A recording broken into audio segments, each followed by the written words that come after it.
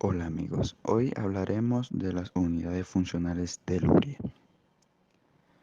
Alexander Luria nació en Rusia en 1902 y murió en 1977. A su corta edad de 22 años conoció a Lev Vygotsky, quien se convertiría en su mentor.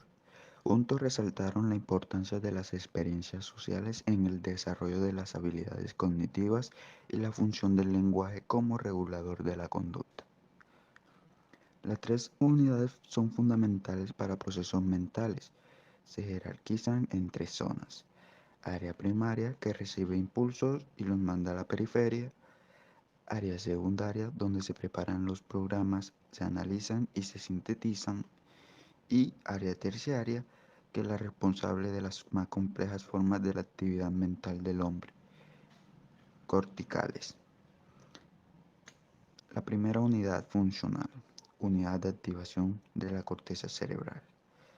Esta primera unidad está compuesta por médula, tronco cerebral, cerebelo, estructuras subtalámicas y talámicas, y estas cumplen funciones de regulación tónica de alerta y de los estados mentales.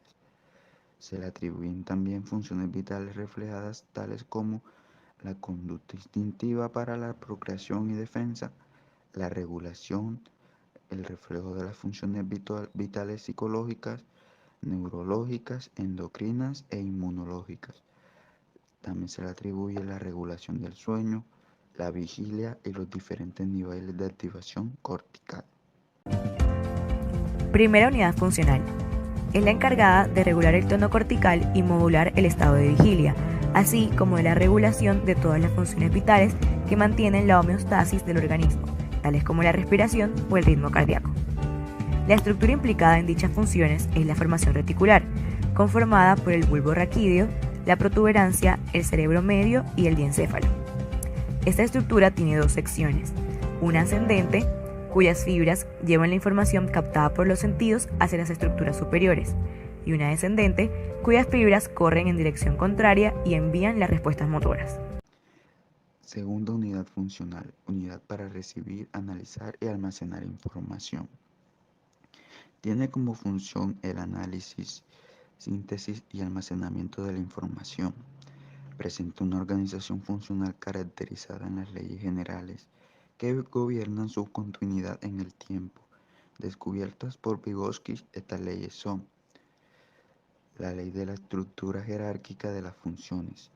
Esta expresa que en lo que refiere a las funciones, las áreas terciarias organizan el trabajo de las secundarias y estas a su vez el de las primarias.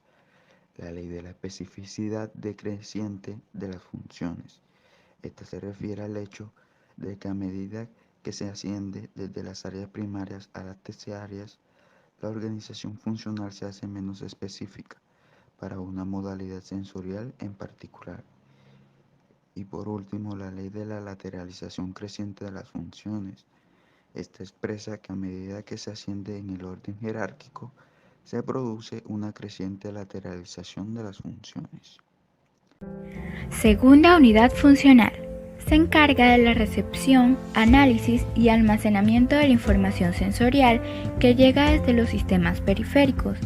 Las estructuras que hacen parte de esta unidad se encuentran ubicadas posteriores a la fisura rolándica, es decir, los lóbulos parietales, temporales y occipitales.